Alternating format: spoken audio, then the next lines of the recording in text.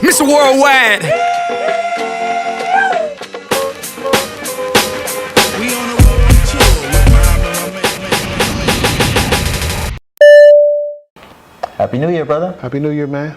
Yes. A new year, more growth, significant growth. I think 2019, a lot of people talk about what's happening in 2020. Yeah. We're blessed. 2019 was very, very good to us. Yeah, man, it was our first year. Knocked out more than 10 interviews. I think 15. Yeah. Some upwards around 13, 14, something like Between that, yeah. Yeah. And it started right here in your living room, if How you about remember. that? Is that crazy? Started right here in your living room, and we were just having a conversation. It started on Instagram after the World Cup. Dubai World Cup, yeah, the horse race. We hit each other up Yeah. because we had been connected in some photos and things like that. Right. Didn't know that the year before we were right beside each other taking pictures. No idea. Is that crazy? No idea, exactly. Yeah, yeah. Because I meet so many people like. You were. I mean, everybody wanted to take a picture with the dandy, man. You were killing them that day. But it's funny because if you can remember, I don't know, but it happened very quickly, Global Brothers Podcast. We spoke over text message, DM, whatever. We had lunch or dinner 2 hours later. Right. 2 days later, We're filming right we here. were sitting right here. Yeah. Bro, Because we just got it right away, right away. We knew we wanted, man. It's something that you had cooking in your brain, and as soon as I heard like your vision, I was like, yeah, let's do that. So Heath, so good to be on your first episode of Global Brothers Podcast, man. This is really dope, and I'm so glad to be a part of it. Thank you, man. It's a long time coming. Yeah, tell me more about the concept and the process of thinking about it and everything. It started with me watching podcasts. 2012, I thought about a podcast. Okay. It didn't come till 2019. And that just goes to show you that whatever we want doesn't happen when we want it, but it doesn't mean it's not gonna happen. Yeah. So, no, it happened when it was supposed to, bro. Ooh, that reminds me of a dope quote. What kind of tree did our homie say? I know you know what I'm talking about because it goes around on Instagram like quite heavy. And he said this certain kind of tree, it takes like 5 years to come out of the ground. Yeah, the seed's already planted, fertilizing. Yeah, then like once it pops out. That. Yeah. And then he's like, imagine your neighbors watching you just like watering the ground, and they're like, so I heard you trying to grow something right there. Right. Yeah. Okay. The Chinese bamboo tree takes 5 years to grow. They have to water and fertilize the ground where it is every day. And it doesn't break through the ground until the 5th year. But once it breaks through the ground, within 5 weeks, it grows 90 feet tall. Now the question is, does it grow 90 feet tall in 5 weeks or 5 years? The answer is obvious. It grows 90 feet tall in 5 years. Because at any time had that person stopped watering and nurturing and fertilizing that dream, that bamboo tree would have died in the ground. So, yeah, you know what I mean? Like those things are bubbling. Yeah, I never even, I used to talk to my wife about it, and she started to say, just wait, wait. And then we, had the baby and everything. I was like, okay, let me wait. When am I going to find time with work and everything to really get a podcast started? But meeting you and us having the same shared vision just made it skyrocket, man. So I appreciate you, man. Hey, thank you for that, brother. And then you come with expertise. Yeah. You know what I mean? So you're built for this. Appreciate that. Yeah. A lot of things you pick up along the way and you don't know when you're going to use them. Right. You just kind of keep them in your toolbox. Yeah, and then you pull them out as and when. Right. So, yeah, if it's going to be something that is for the cause and to help us tell our own narrative, because that's what we've been doing with Global Brothers Podcast. We've been helping to tell that narrative of diaspora and Africa and that bridge. There's so many people who need a voice, who are dope, who are global citizens, who influence, who bless others, who are selfless, and we want to be that voice. I remember probably 2000, and I'm kicking myself for this, about 2007, 2008, I remember a friend of mine telling me I need to be on Facebook. I was like, what? And then Instagram came, and I was like, you ain't on Facebook or Instagram? I was like, no. I didn't get on Facebook until 2014. Is that right? Yeah. And then I got on Instagram, I don't know, 2 years ago. You know, but they used to tell me, you're a person that needs to share and give, and you know, there's things that you say or what you're about. I'd be like, what, really? I didn't know what the platform was. Mm-hmm. And the power of it. Yeah, and then I got on Facebook and I was like, oh, I see what they mean. Yeah, because I learned a lot, and you know, I'm not on Facebook too much anymore, but Instagram is definitely a tool that could be used in a positive way. Yeah. So a lot of exchange that we can do, and obviously, like, you know, with our show, we depend a lot on YouTube. Yeah. Yeah, in terms of video wise, so much video is consumed every day. You know, it's just the number one medium. Yeah, it took over TV. Yeah. Oh yeah. It took over TV. I don't even watch TV. No, I mean just YouTube. I just watch YouTube. And then the podcast platforms. It's great. The Global Brothers Podcast is on Spotify, Google Play, and Apple Music, Apple Music, all of that. Yeah. So, you know, I mean, we just heard people were driving to and listening to Global Brothers Podcast, wherever fine podcasts are played. Right. Download now. Exactly. Yeah, but no, somebody just told me they were listening to Marsha Fry driving to Abu Dhabi. Okay. That's dope, man. Definitely. You know. Yeah, because that's about a 45-minute, 49-minute feature that we did with Marsha Fry. Yeah, shout out to Marsha. Great. About Style Magazine. Yeah. Yes. Oh, the magazine, her magazine just came out on the 15th. January edition. Yeah, and it's dope. I saw it the other day. Man. Yeah, so 2019, a lot happened. Our launch, we interviewed a lot of interesting people. You know, Going Global book came out. As well. March 2019. 2019, wow. Yeah. That's what I'm saying. 2019 was great, man. Yeah. And that word global was the key word, really. Exactly. Yeah. Because think about how much we traveled as well in 2019. Right. You went to Tanzania and Kenya. Yeah, in 2019. In 2019. And then I went to the USA and where was I? DC, Pennsylvania, Ohio, and Florida. Right. You know, yeah. And then drum roll, end of the year, Ghana, Black Stars. Man, bro, that was an experience. Pause. 2020 is not just a new year, it's a new decade. Significant, yeah. Quite significant, yeah. A lot of things are aligning for our vision for the podcast, but as well for just our mission being closer, you know, to the motherland. You know, as we're starting to see, so many people are coming across our path that can add to that. Yeah, and the point of Global Brothers Podcast is to highlight brothers and sisters doing things in a global way and having a global impact. Yeah. Most of the people we interviewed, they're not only global travelers, global citizens, doing things, live and prosper, but they have a social consciousness, most of them. Yeah. You know, I mean, I don't even know any of our we always get to how important it is to make an impact in Africa. Almost every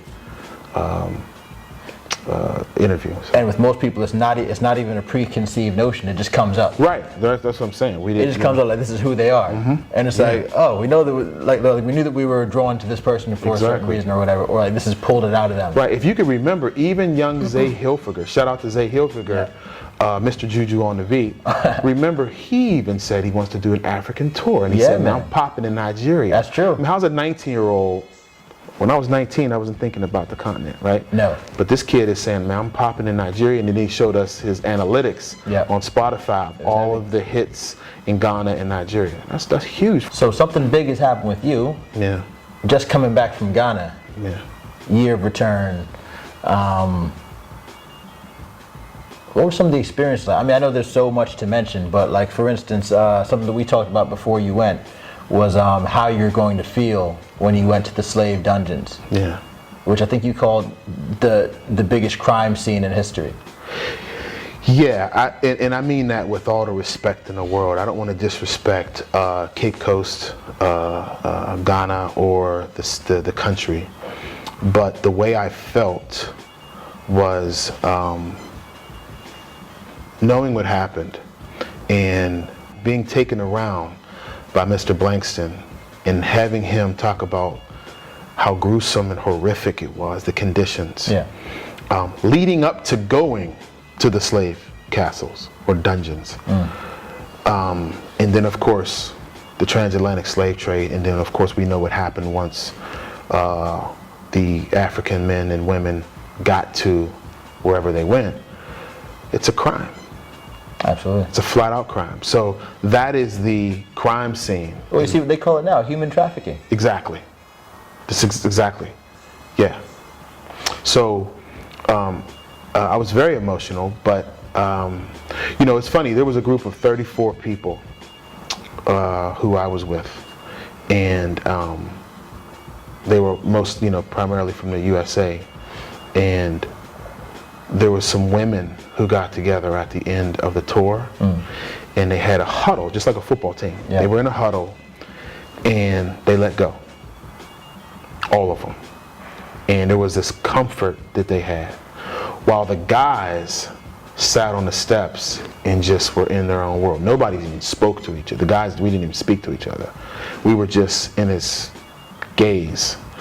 And so that was the 29th of December. December 31st, when the clock struck midnight, or actually when they were counting down, 3, 2, 1, whatever, Happy New Year, me.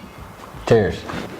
I walked, when people were Happy New Year, I had already, 3, 2, 1, I had already let it out. I was walking out of the club or the party I was at, and I walked down the street and I was just texting my mother. Like, I can't believe, so 2 hours later, I'm in a Uber. I got 2 brothers in the back who are in the group with me. We're going to another party, and the brother in the back said, "Hey, Heath, hey man, I apologize. I lost it during the countdown." He said it came out. I said, "You didn't see me? I left." He goes, "Yeah, I wonder where you went, but he lost it." Right. So I had to think back, and I was like, "Yeah, you were." I saw him, but I was wondering if he saw me, so I got out of there. Right. And see how guys are, I'm like, the girls huddled up. Women had, right, and the guys are like, I'm out of there. The guy don't feel like shameful or something. Exactly, and it took me to hold it 2 days for me to release. Right. Yeah. And But both of you, you're emotional about what you saw the there. entire experience. I asked him why, and he said, everything. I was like, me too. Not just Cape Coast, but we're home. It's the new year, it's a new decade, and I'm in Ghana. Right. And I'm, you could feel the ancestors all around you, not just in Cape Coast, everywhere. Just everywhere. You're home, yeah. Yeah. It's powerful. So. It's powerful, man. How did it feel, the welcome, the reception from Ghanaians? It was all love. As a matter of fact, and you might understand this even living here in Dubai, when you see groups of African people, I was getting off of buses, out of Ubers, walking in the grocery stores, and thinking, this looks like my high school cafeteria. Like, all these people look familiar. Right. Or this looks like my church, or this looks like my grocery store at home. Okay. In the hood, where I grew up or whatever. So, yeah, it was very welcoming, and there was no communication issues. It was all love. 100% love. That's what's up, man. Yeah. Love that. Yeah, Ghana is very welcoming. So. The vibe obviously was very festive, year of return kind of thing. So many different events happening, like you were telling me. Like, speak on that a bit. Just the the craziness of taking that all in. Right. It was actually too much for me. Yeah. I had to pass on a couple things, and I missed some things that I probably should have went to. Right. But it was exhausting Too because, yeah, I mean, first of all, there was things going on concurrently or simultaneously, so you couldn't make it to everything, Yeah. or you had to leave, do 2 hours here and go somewhere else. But Afro Nation was three days. Big event, huh? Huge. Afrochella, I think it had 2 or 3, I'm not sure, stages, and that was one whole day event. Right. And shout out to Adina. Adina, she's a star. As a matter of fact, I hate to digress, but I was in a restaurant, and her song came on. One of her hit songs came on. Just on the radio. Yeah. Right. And I immediately text Kwame. Shout out to Kwame. I immediately text him, and then I asked the waitress. I said, "Who is this?" She says, "Adina." Right. I was like, "That's dope." Like I'm in her space. Right. Her music comes on. It was just dope.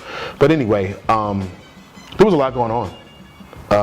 During the day, there was festivals, business forums, things for entrepreneurs. So they really did a good job of the networking pieces. As well, yeah. Yeah, but then at night there was something going on every night. Turn up. Oh my goodness. Turn yes. up, turn up, turn Yeah, up. especially New Year's. Yeah. Do Ghanaians know how to party? They do. They do. But the diaspora Right. came. They came out. The diaspora came. I mean, there was people from. The beauty of it, like I saw a group of Ethiopian girls, but they were from UK. Okay. Right? Right. And then I saw some teachers, I think they might have been Black Americans, but they worked in China. So those people came like from Dubai, like me, I went, right? Right. There's people from all around the world, especially the Caribbean, coming over. Descending on. Yeah, the diaspora came from everywhere around the Feel world. like ground zero. Yeah, not just, some Americans or some British. No, they came from wherever they work or live back to Ghana. That was beautiful, man. That's lovely. Yeah. And no problems. I didn't see any problem. I'm trying to think. No, as a matter of fact, I videotaped myself leaving Afrochella, and there was so much traffic. I said, well, you know what? Let me just walk. And there was people everywhere. Okay? Let me look like New York City. Right. I said, let me just walk as far as I can before I call my Uber. Because if I call my Uber here, then it's going to take them too long to get to me. Yeah. Right, so let me get past this cluster of traffic. I probably walked 3 kilometers, 4 kilometers. And it was refreshing because I was like, it's safe. It's love. I mean, I just see people. I mean, it was like being at home. Yeah, safer than being at home, actually. Dope, man. Yeah, it was cool, man. Huh. Yeah.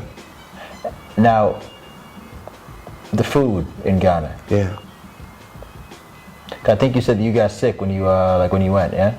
Yeah, not from the food. I believe. Okay, so we were told to make sure we cover ourselves with what is it called?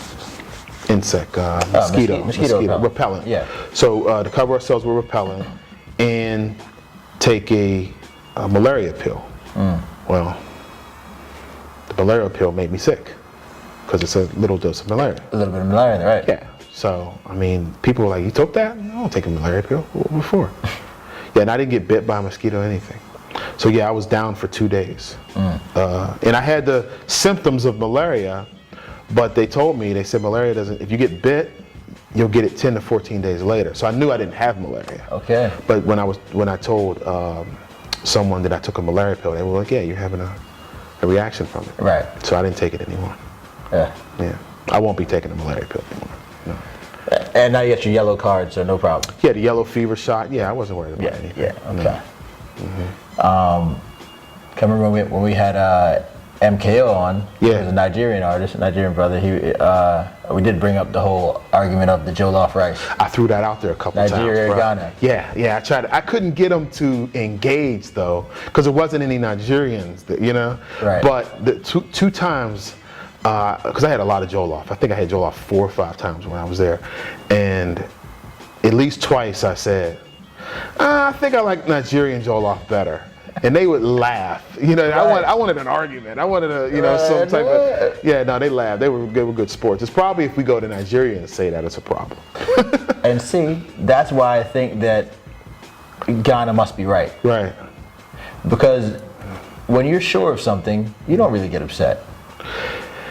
That's true. Or reactive. Let me let you in on a secret. In MKO, if you were watching, I think theirs is better. Ghana. Yeah. I think it's better. Yeah. I had it 4 or 5 times. I liked it I kept ordering it. Right. Yeah, there's times where I have Joel off and I'm like, I had it here in Dubai. Right. You know, I don't know who made it here, but yeah. Okay. It was better.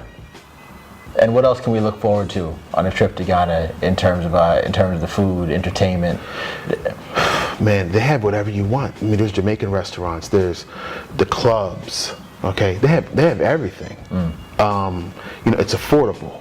Okay, it's clean.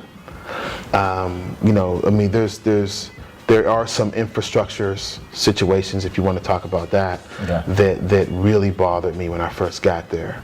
But then as I started to move around, I started to see differently.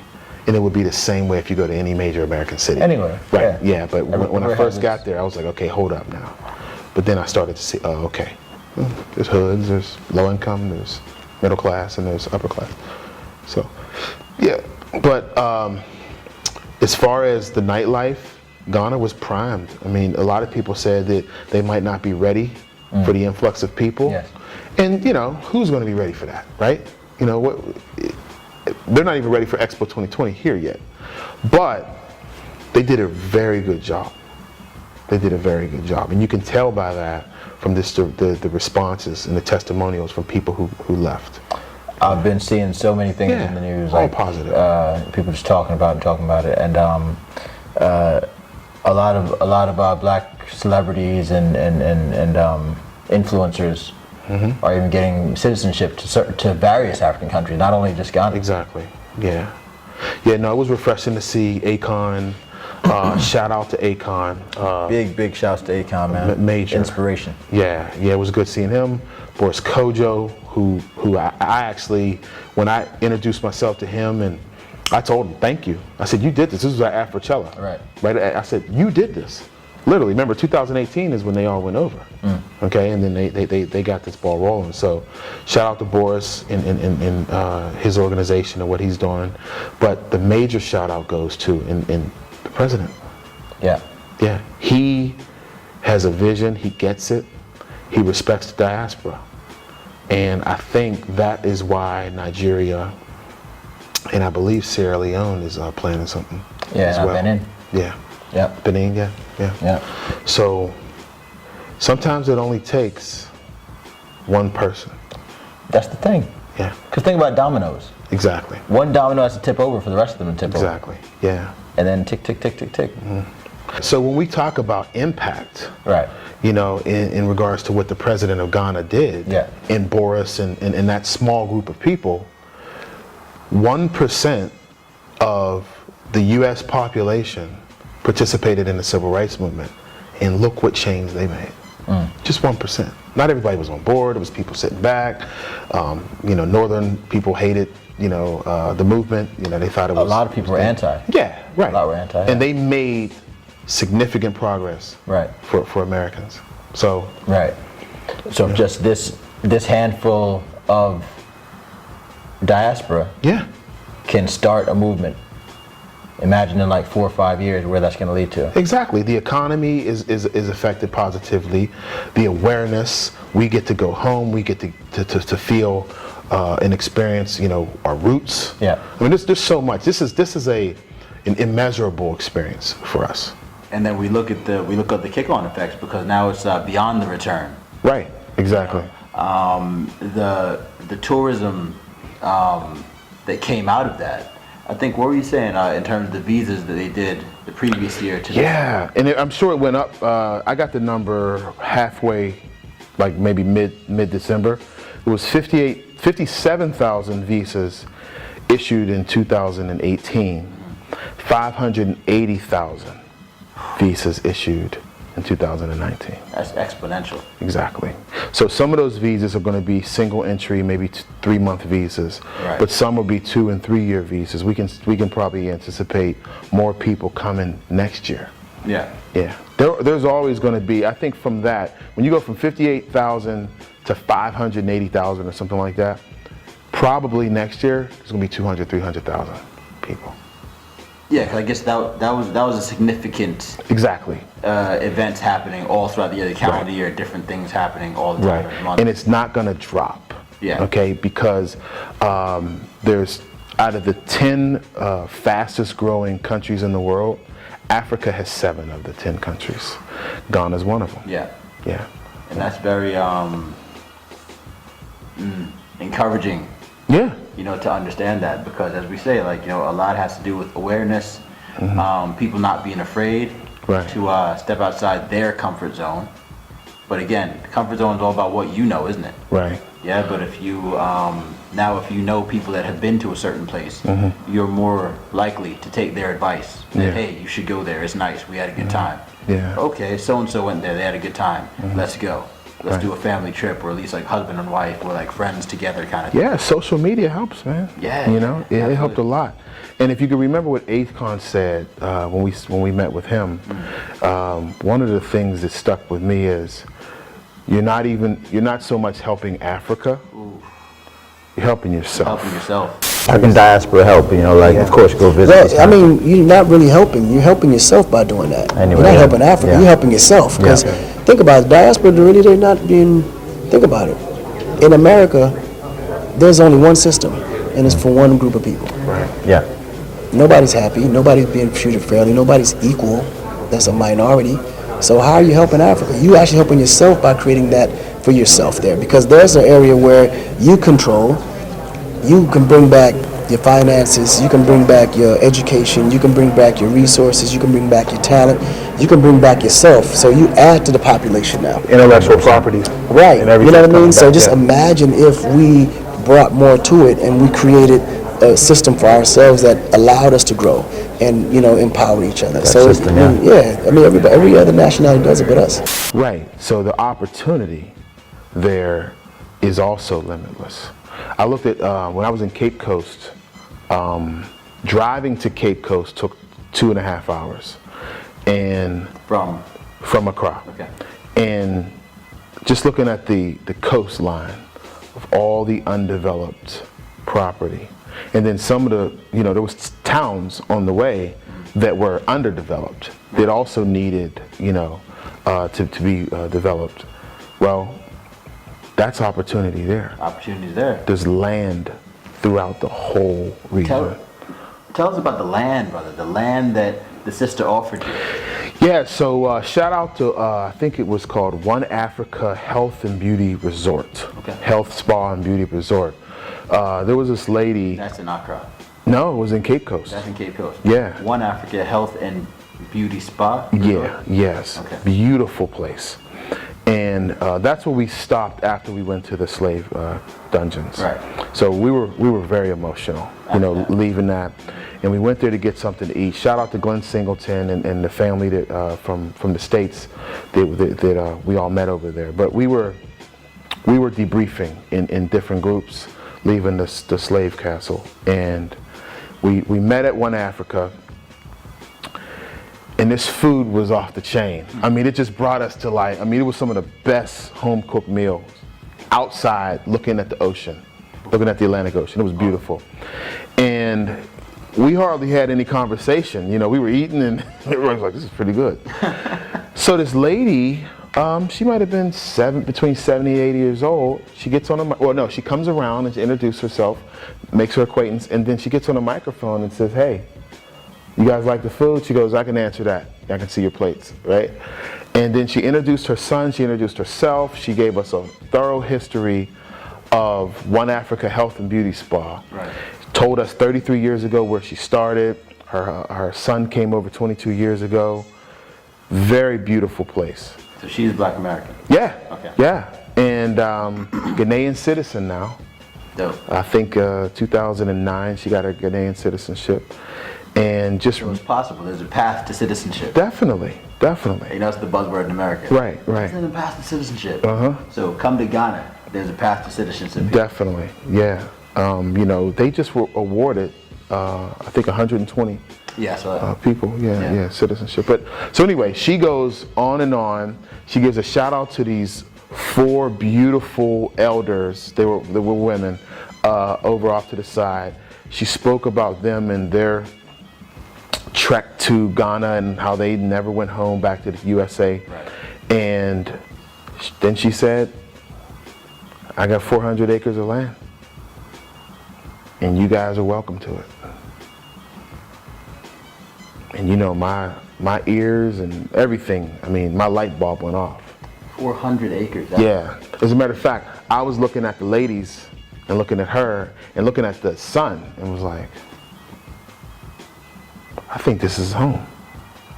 Like, for real home. Right. And I looked at the ladies and I thought of my mother. Right. I was like, okay.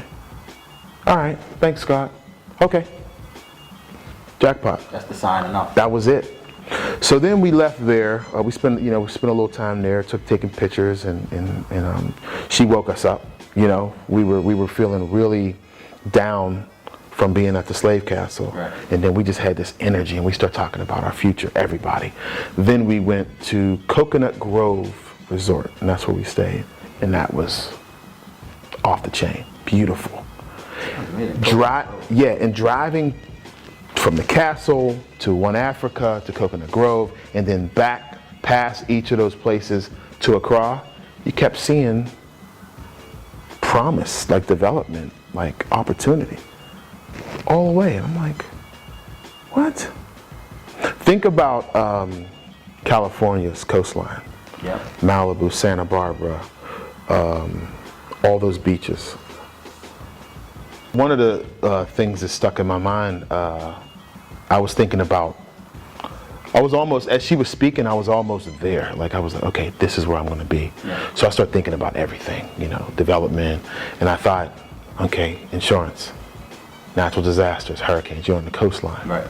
So I said, hey, is there ever any hurricanes or flooding? Or she goes, no, all of the storms go the opposite direction, towards the west. So out to sea. Well, think about it. Every storm goes towards the Caribbean and towards the USA. That's what I mean, right? Yeah, towards the Gulf of Mexico. Yeah. It doesn't go the opposite direction. It comes down and goes west. So she's told me that she's seen storms that develop, but they never come this way. They always go that way. And I say, yeah, that makes sense. That's interesting. Yeah. They're covered. Yeah. So leaving, I saw so much development. There was houses, new construction, foundations being broken, all throughout the Cape Coast. And she's sitting on 400 acres. Now this 400 acres, what do we need to do? We need to buy it all up and develop it because it's going to be bought up and developed. One way or another. Oh yeah, Yeah. definitely. And the government is not going to wait until we decide to invest in Africa. Yeah. Okay? So the locals, the government, private sector is going to have to gobble that up because, as you know, China, you know, the UK, big business, they can buy that whole coastline. Easily. Yeah. And see, that's when collective bargaining comes in. Group economics and collective bargaining. Definitely. If people pooled their resources, that could be a massive development. Not that much. Yeah. Yeah, man. So 2020, a lot of big, exciting things coming up. I don't even got to ask you for me, but you know, like the people need to know what's coming up next for us. There's so much. You know, Morris. Okay. Morrisology. Yeah, Morris Sinclair. Shout out to him.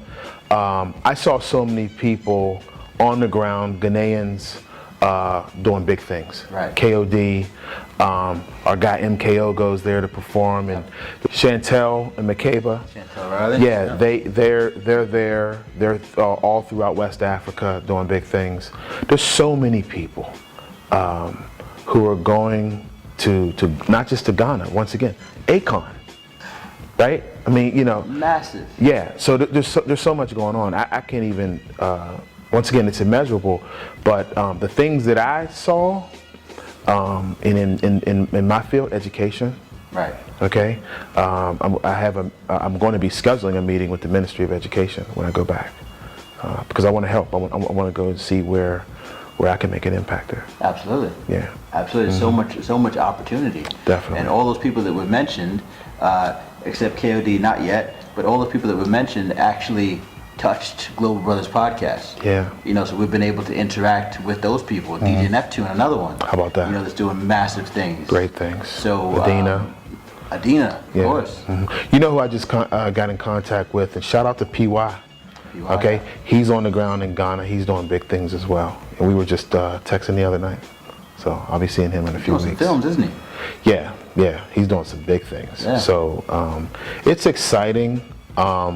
You know, when we return, we're gonna get more information on what's happening in Ghana. It was great that they started the Beyond the Return during the year of return. Yes. You know, that public announcement was great. That inspired a lot of people to keep Because going. people need to know that this is going to keep going. Right. You know, there's going to be a knock-on effect. Because everyone was asking, and if you remember, like even I was asking you before you went, I was like, find out what's next. Exactly. Yeah. So I'm relieved and glad that there is a plan going forward. Yeah. There's a lot of initiatives, and once again, it's all about getting the information. Yeah. You know, so like I said, when we return, we have to get back over there and get the information. I'm planning to spend 30 days. Amazing, really. Yeah. I'm gonna spend the whole month of February in Ghana. That's the plan. Lots to So do. I'm coming back. I'm returning. Yes. And if you remember, I told you when I came back from Zanzibar, I was telling you that we're going to be doing a lot more features in Africa. Yeah. And you're like, yeah. Well, that's what the plan But is. now you look know. at the See how it works? realization of that. Right. Mm-hmm. Life, man. Yeah, man. So I got you some gifts from the motherland. Gifts for me. Yes, sir. Yes, sir. Who Yeah. likes gifts? Hey, some really nice souks there. Oh, Yeah. come on, man. Yes, man. Man, you know I mess with this. Yes. You got to shout out Morris Sinclair, Morrisology, Heavy. for this. This is for you, my brother. Number one in tourism. Yes, in yes, Ghana. yes. I go for less.com. Got you some skin care products, soaps. Oh yeah, keep it fresh. Yeah, Fresh. yeah. Okay. Gotta I think moisturize. those are coconut based. Coconut All right, based yeah, and made- shea butter. Yes. And it says handcrafted in Ghana. Exactly. I love that. Handcrafted in Ghana. Right now, this here it took me a lot, but Oh, there's more. I got you what you wanted, my brother. What is this? Yes. Oh, these are the currency beads. Yes, the currency beads. These are the currency Yeah, beads. The handmade. famed currency beads of Ghana. Handmade. Yes, this is what Morris wore when he came to Dubai. Right. So, Yeah. about how much am I wearing right now? Well, you're worth a lot more than without it. That's heavy. You know, your stock has risen. It's very heavy. brother, appreciate Yeah. This Yeah. feels significant, man. Wow. Yeah. The weight of that. Definitely. Yeah. There's some nice pieces, man. Wanted to definitely bring you something back. The year of return was definitely an eye opener. Right. And beyond the return is going to be even bigger. Looking So, forward to it, man. Yeah. Big things. Definitely. Thanks, man. Appreciate it, brother. Yes. Mr. Worldwide.